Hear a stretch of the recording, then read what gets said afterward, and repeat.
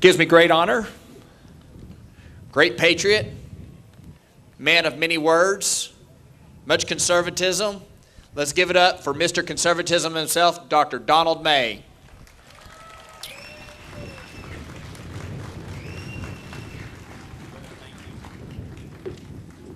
Brad, thank you. Ladies and gentlemen, good morning. Are you excited? What great speakers, what great patriots. Carl Isaac served many years for our state, serves our nation. Randy Neugebauer had the courage to stand up and tell them, yes, it's a baby killer.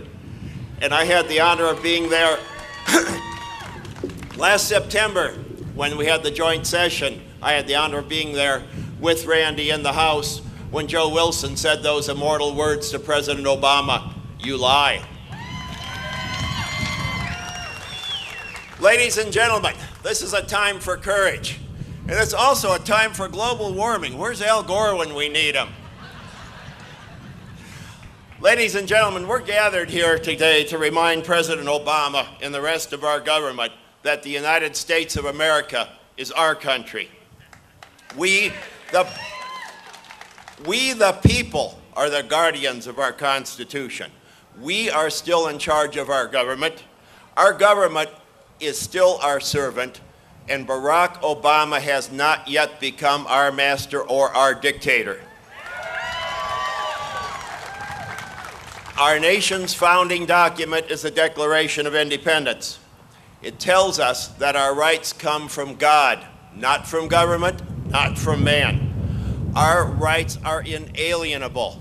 That means that nobody or no thing can take our rights away from us. Barack Obama, Nancy Pelosi, no one can take those inalienable rights from us. Our founding fathers established the United States of America and its Constitution on a very solid foundation of Judeo-Christian values, with very limited powers given to the federal government. Our president now endangers our Constitution, he endangers our nation, and he endangers us. Barack Obama actually appears to hate the United States of America, our national history, and the honor, courage, and goodness for which our nation has stood. Obama claims that we are not a Christian nation, so he apologizes to the Muslims. Obama claims that the problems of the world have been created by the United States of America and its patriots, so he apologizes to our enemies for the exceptionalism, bravery, and courage of the United States of America. Obama claims that more taxes are the solutions to our spending problems and our national debt.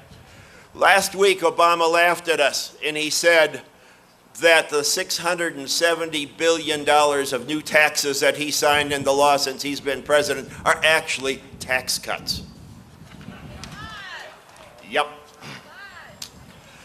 Obama bans most oil drilling, and he spends far beyond our capabilities. So what does he do?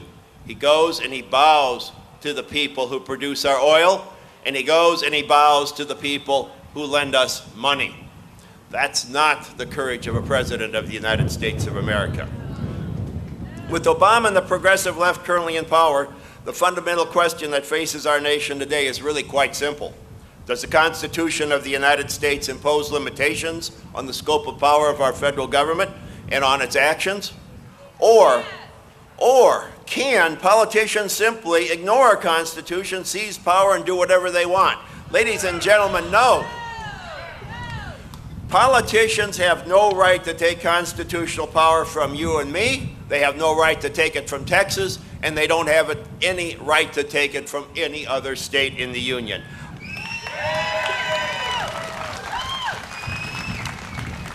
Our Constitution protects us from our government, it protects us from politicians, and it protects us from bureaucrats. Our Constitution starts with the words, "We the people." You and I, ladies and gentlemen, common ordinary citizens, are the guardians of our Constitution. When politicians rule against us, when they rule against the will of the people, we call it tyranny. Obamacare is simply nothing but a package of legislative tyranny designed to take power from you, from me, from Texas, and from all the states.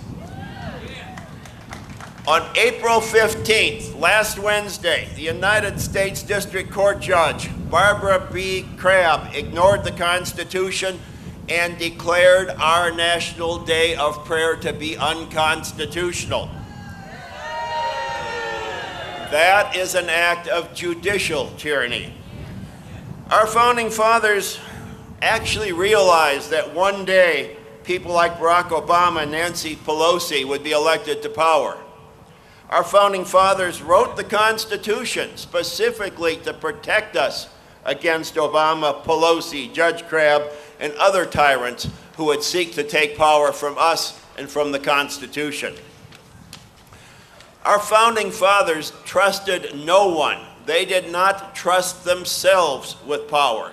They intended for our Constitution to protect us from those who were seeking power and to severely limit the power of the federal government. Obama and the entire progressive left are paying absolutely no attention to our Constitution, which they swore to protect and defend. Now, ladies and gentlemen, we're gathered here peacefully today, but the left demonizes us. They bear false witness against us. And they characterize us as potentially dangerous, and they even characterize us as terrorists, because we stand here today in opposition of tyranny. You and I are here today to support and defend our Constitution. We're here to send a strong message to President Obama and to all of the progressive left. We, the people, are still in charge, just as our founding fathers intended.